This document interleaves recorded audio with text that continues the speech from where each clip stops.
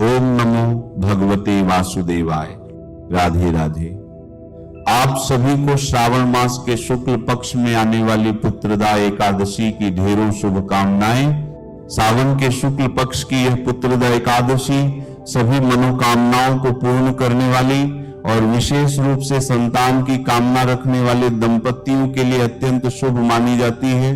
धार्मिक मान्यता है कि इस पावन एकादशी का व्रत और भगवान श्री हरि विष्णु की विधि विधान से पूजा करने से संतान सुख की प्राप्ति होती है और पुत्र की कामना रखने वालों को पुत्र रत्न का आशीर्वाद प्राप्त होता है। तो कैसे करेंगे इस एकादशी का व्रत?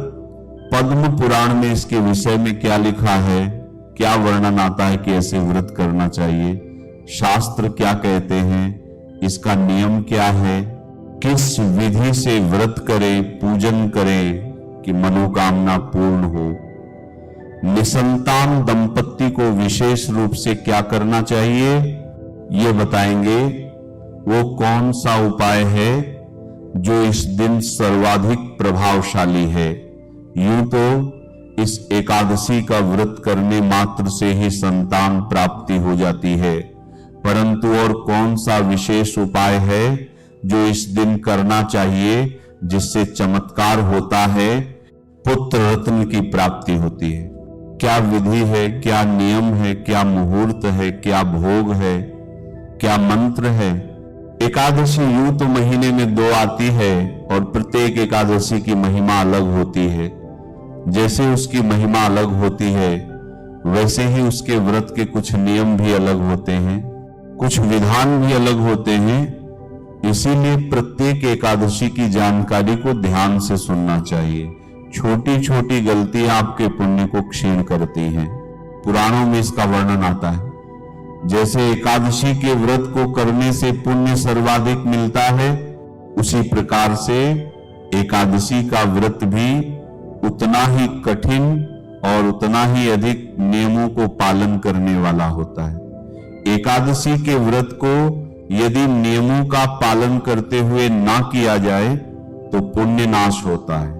आप जानते हैं कि एकादशी का व्रत पूर्णतः खंडित ना हो कि उसका पुण्य धीरे धीरे क्षीण होता चला जाता है।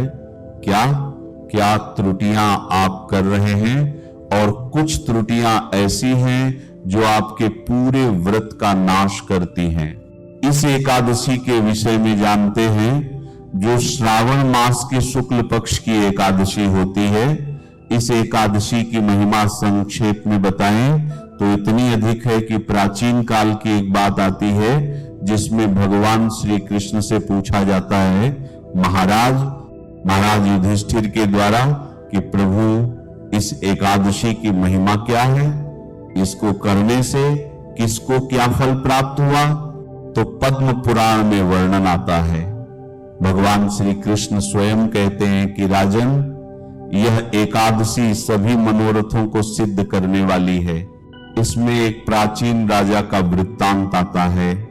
भगवान श्री कृष्ण कहते हैं कि वो बड़ा ही धर्मात्मा राजा था, अपनी प्रजा को संतान की भांति पालता था, कोई अनुचित कर्म नहीं करता था, पर उसकी कोई संतान नहीं थी, इसलिए वह बड़ा दुखी था।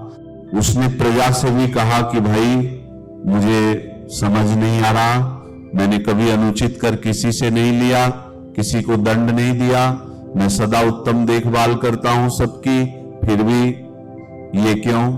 तभी वो सब ऋषि लोमस के पास पहुंचते हैं। ऋषि लोमस बड़े ही त्रिकालदर्शी ऋषि हैं। उनके सामने सारा वृतांत रखा गया कि कभी राजा ने कुछ गलत काम किया ही नहीं, इतना धर्मात्मा राजा है, फिर भी उसको ये दंड क्यों। ऋषि ने पूर्व जन्मों को देखा, ध्यान लगाकर तो पता लगा कि पिछले जन्म में राजा से एक त्रुटि हुई थी और उस त्रुटि के कारण ही इस जन्म में उसे संतान प्राप्ति नहीं हो रही है। अब उसका निवारण क्या करे। तो इसके लिए ऋषि कहते हैं सभी तरह के दोषों का निवारण करने का महा उपाय है श्रवण मास की शुक्ल पक्ष की एकादशी, पुत्रदा एकादशी। पुत्रदा एकादशी का व्रत यदि तुम करो तो निश्चित ही तुम्हारे घर में पुत्र प्राप्त होगा, पुत्र उत्पन्न होगा और वह योग्य पुत्र होगा। तब राजा के द्वारा वह व्रत विधि विधान से किया गया और उसके परिणाम स्वरूप राजा को पुत्र रत्न की प्राप्ति हुई, वरिष्ठ पुत्र प्राप्त हुआ। तो भगवान कृष्ण कहते हैं कि हे राजन, तभी से यह व्रत प्रचलित हुआ जिसे ऋषि लोमस के द्वारा इस सृष्टि में प्रतिपादित किया गया था। अब प्रश्न उठता है कि इसका व्रत करना कैसे चाहिए, क्योंकि महिमा तो समझ आ गई कि हाँ, भगवान श्री कृष्ण कह रहे हैं कि ये पुत्र देने वाली है, तो पुत्र देने वाली है। अब प्रश्न उठता है कि करना कैसे चाहिए। तो सबसे पहले एकादशी से पहले के कुछ नियम होते हैं, उनका ध्यान रखना चाहिए। व्रत के एक दिन पूर्व मनुष्य को कुछ नियम धारण करने चाहिए। एकादशी का व्रत 3 दिवसीय विधान होता है। मैं सदा कहता हूं कि एकादशी का व्रत एक दिन का नहीं होता, 3 दिन का विधान होता है। इसमें दशमी तिथि को भक्तों को कुछ नियम धारण करने चाहिए। सबसे बड़ा नियम ब्रह्मचर्य धारण कर लेना चाहिए, क्योंकि एकादशी और द्वादशी के दिन बाल धोना मना है, तो दशमी तिथि को अपना सिर धो लीजिए। जो भी माताएं बहनें हैं, पुरुष जन हैं, ब्रह्मचर्य धारण कर लीजिए। इसके बाद पारण वाले दिन तक आपको ब्रह्मचर्य का पालन करना है। दशमी तिथि को शहद का प्रयोग नहीं करना, भूल के भी नहीं, ये तामस बढ़ाता है। इसको शास्त्रों में एकादशी के व्रत से पूर्व और एकादशी के व्रत के दिन वर्जित कहा है। कांसे का पात्र आज भी भोग प्रसाद आदि के लिए बहुत सारे स्थानों पर प्रयोग होता है, पर कांसा भूल के भी प्रयोग नहीं करना। दशमी तिथि को, एकादशी और द्वादशी को मसूर की दाल नहीं खानी, उड़द की दाल नहीं खानी। इस एकादशी के लिए विशेष कहूं तो बैंगन नहीं खाना, भूल के भी बैंगन नहीं खाना है। एकादशी के एक दिन पूर्व हरी पत्तेदार सब्जियों का त्याग कहा गया है। हरी पत्तेदार सब्जियां नहीं खानी, ये तो श्रावण मास में वैसे ही वर्जित कहा गया है। इस प्रकार से दशमी तिथि का दिन व्यतीत कीजिए। पूजा पाठ के लिए जो चाहिए वह सारा एकत्र कर लीजिए। रात्रि को दंत धावन कीजिए और उसके बाद शयन कीजिए। इस दिन एक वक्त का अन्न कहा गया है। संभव हो तो केवल एक समय ही अन्न का आहार करें, बाद में फल आहार कर सकते हैं। पर यह नियम उन्हीं के लिए है जो पालन कर पाए। अगर आपका शरीर इतना साथ ना दे कि आप लगातार इतना भूखा रह सकें, तो आप अपनी क्षमता के अनुसार कीजिए। नियम है कि एक वक्त का आहार अन्न के रूप में ले, बाकी फल ले सकते हैं। इस प्रकार से दशमी तिथि का दिन बिताएंगे। एकादशी के दिन सूर्योदय से पहले उठिए, स्नान आदि कीजिए, स्वच्छ वस्त्र धारण कीजिए। इस दिन का प्रातःकालीन स्नान प्रिय भक्तों परम कल्याणकारी है। इसीलिए मैं कहता हूं कि सूर्योदय से पहले स्नान कीजिए। सूर्योदय का समय बताता हूं। इस दिन देखिए, इस दिन सूर्योदय का समय है 5:58। यह दिल्ली और उसके आसपास के लिए समय है। आप अपने शहर के अनुसार या तो खुद देख सकते हैं। इस दिन का स्नान कल्याणकारी है। स्नान के बाद स्वच्छ वस्त्र धारण करके सूर्य पूजा इस दिन आपको अवश्य करनी है। सूर्य भगवान को जल अवश्य रूप से देना ही है। तदुपरांत आप इस दिन भगवान नारायण की पूजा करेंगे, एकादशी की पूजा करेंगे। एकादशी की पूजा में विशेष रूप से कहूं तो आप भगवान लड्डू गोपाल अगर आपके पास है या शालिग्राम भगवान है तो उनको विराजमान कीजिए। वो नहीं है तो कोई बात नहीं, तस्वीर विराजमान कीजिएगा।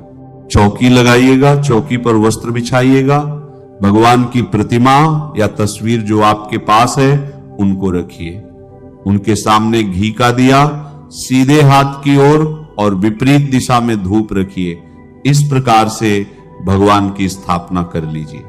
अब मैं आपको बाकी सामग्री बता देता हूं कि आपको क्या क्या सामग्री चाहिए।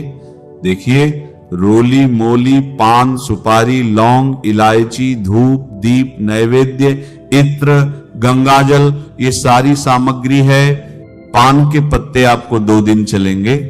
एक तो पूजा वाले दिन लगेगा और एक पारण की पूजा वाले दिन। आपको सुपारी, लौंग, इलायची 2 सुपारी चाहिएगी। लौंग इलायची 5-5 बहुत होंगी, दोनों दिन की पूजा में प्रयोग होंगी। दोनों दिन की पूजा में एक एक प्रयोग करनी है।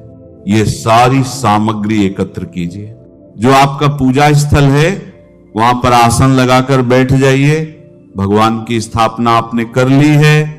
अब एक लोटा लीजिए तांबे का, उसमें पहले थोड़ा सा गंगा जल भरिए, फिर शुद्ध जल भरिए और उस जल के द्वारा पहले उस स्थान का शुद्धिकरण कीजिए, सामग्री का पवित्रीकरण कीजिए।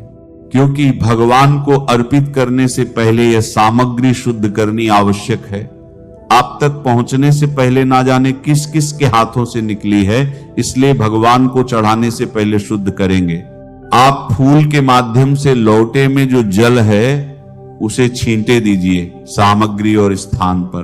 पहले से स्थान को परमानने के लिए हम मंत्र पढ़ते हैं, ओम अपवित्र पवित्रो वा सर्वांगतो वा यह स्मरित पुंडरी काक्ष सबांत सूची। आपने जल छींटे देकर स्थान और सामग्री को शुद्ध किया। अब इस लोटे में से थोड़ा सा जल किसी दूसरे पात्र में ले लीजिए जो आपकी अपनी आचमनी के लिए प्रयोग होगा, और उसमें से दो बूंद जल एक एक मंत्र पर अपने सीधे हाथ पर रखिएगा और पी जाइएगा। सबसे पहले सीधे हाथ पर जल लीजिए, ओम केशवाय नमः, हाथ धो लीजिए। फिर सीधे हाथ पर जल लीजिए 2 बूंद, ओम माधवाय नमः, पी जाइए। पुनः जल लीजिए, ओम नारायणाय नमः, पी जाइए। फिर ओम केशवाय नमः, हाथ धो लीजिए। अब धूप दीप को जलाइए। हम मंत्र पढ़ते हैं, शुभम करोति कल्याणम आरोग्यम धन संपदा शत्रु बुद्धि विनाशाय दीप ज्योति नमोस्तुते। धूप दीप जलाइए। धूप दीप जलाकर अब आप व्रत पूजन का संकल्प करेंगे। संकल्प करने के लिए अपने सीधे हाथ पर जल लीजिए, पुष्प लीजिए, दक्षिणा जो भी रखना चाहे रख सकते हैं। 3 बार बोलिए, ओम श्री विष्णु, ओम श्री विष्णु, ओम श्री विष्णु। अपना नाम, अपना गोत्र, जिस स्थान पर बैठकर संकल्प कर रहे हैं वहां का मकान नंबर, क्षेत्र का नाम, शहर का नाम, श्रावण मास, शुक्ल पक्ष, एकादशी, प्राप्त संपत्ति, प्राप्त भगवान नारायण प्रसन्नार्थ, पुत्र रत्न प्राप्ति हेतु यह एकादशी व्रत और वह संकल्प भगवान के चरणों में अर्पित कर दीजिए। संकल्प आपने अवश्य करना है। उद्देश्य की प्राप्ति के लिए संकल्प परम आवश्यक है। संकल्प करने के बाद फिर भगवान की पूजा करेंगे। पंचोपचार से आप पूजन कीजिएगा। मैं यहां आपको संक्षेप में बता देता हूं। पहले गणेश जी महाराज का ध्यान करेंगे, फिर भगवान नारायण का ध्यान करेंगे। इसके बाद भगवान को पाद्य अर्घ्य आचमनी कराएंगे, स्नान कराएंगे, पंचामृत से स्नान कराएंगे, शुद्ध जल से स्नान कराएंगे। फिर वस्त्र के रूप में मोली का एक टुकड़ा तोड़कर अर्पित कीजिएगा। भगवान को जनेऊ अर्पित कीजिएगा, तिलक कीजिएगा, इत्र अर्पित कीजिएगा, पुष्प अर्पित कीजिएगा, धूप दिखाइए, दीप दिखाइए, नैवेद्य अर्पित कीजिएगा, तांबूल अर्पित कीजिएगा, पान का पत्ता लीजिए, उस पर 2 लौंग, 2 इलायची, 1 सुपारी रखिए, तांबूल अर्पित कीजिए, दक्षिणा अर्पित करें, हाथ जोड़कर नमस्कार कीजिए और फिर आपको कथा सुननी है। इस दिन एक विशेष कार्य, जो भी माताएं बहनें संतान प्राप्ति के लिए ये कर रही हैं, तो आपको गोपाल सहस्त्र नाम का पाठ सुनना चाहिए या करना चाहिए। गोपाल सहस्त्र नाम, जिनके पास संतान है उनकी संतान दीर्घायु हो, जो निसंतान है, जो संतान की कामना से इस व्रत को कर रही है, उनको संतान प्राप्त हो, तो गोपाल सहस्त्र नाम का पाठ इस दिन आपको करना है, सुनना है। इसको सुनिएगा और आरती कीजिएगा। आरती कीजिए, नियमानुसार दिन को व्यतीत कीजिए। इस दिन झूठ नहीं बोलना, छल नहीं करना, कपट नहीं करना, किसी पर क्रोध नहीं करना, किसी के साथ द्वेष नहीं रखना, शांति पूर्वक दिन को व्यतीत कीजिए। सायंकाल को कीर्तन की बड़ी महिमा है, जागरण की भी बड़ी महिमा है। इस एकादशी पर रात्रि जागरण में सुने जाने वाले स्तोत्र, पाठ भी मैं आपको अलग से अपलोड करूंगा, उनका लाभ लीजिएगा। अगले दिन सूर्योदय से पहले उठकर स्नान आदि करके पारण की पूजा करके फिर आप व्रत का पारण करेंगे। अब बात करते हैं कि व्रत कब करना है और पारण कब करना है। एकादशी तिथि शुरू होगी 22 तारीख को रात्रि 12 बजे के बाद। जब 23 तारीख लग चुकी होगी तो 2 बजे एकादशी शुरू हो जाएगी और समाप्त होगी 24 तारीख को सुबह 4:18 पर। ऐसे में 23 तारीख को सूर्योदय के समय एकादशी है और 23 तारीख को ही पुत्रदा एकादशी का व्रत किया जाएगा। इसे पवित्रा एकादशी भी कहा जाता है। तो आप कहीं कंफ्यूज ना हो, पवित्रा एकादशी भी इसी को कहते हैं और पुत्रदा एकादशी भी। 23 अगस्त को व्रत किया जाएगा, 24 को आप पारण करेंगे। पारण के समय विशेष ध्यान रखें, सुबह पारण नहीं होगा। इस एकादशी का हरिवास का समय देर से समाप्त होगा, इसलिए पारण के लिए 10 बजे से 10:30 तक केवल आधे घंटे का समय रहेगा। इसी शुभ समय के भीतर पारण करना आपके लिए कल्याणकारी रहेगा। और अंत में भगवान श्री हरि विष्णु से यही प्रार्थना है कि उनकी कृपा और आशीर्वाद सदैव आप और आपके पूरे परिवार पर बना रहे। भगवान विष्णु आपकी सभी मनोकामनाएं पूर्ण करें, आपके घर में सुख शांति और समृद्धि लाएं, और जो दंपति संतान की कामना रखते हैं उन्हें स्वस्थ, सुंदर और संस्कारी पुत्र की प्राप्ति हो। भगवान श्री हरि विष्णु का आशीर्वाद आपके परिवार पर सदैव बना रहे। नमः शिवाय। श्री महालक्ष्मी नमः। नमो भगवते वासुदेवाय। जय मां सरस्वती। जय श्री कृष्ण। राधे राधे।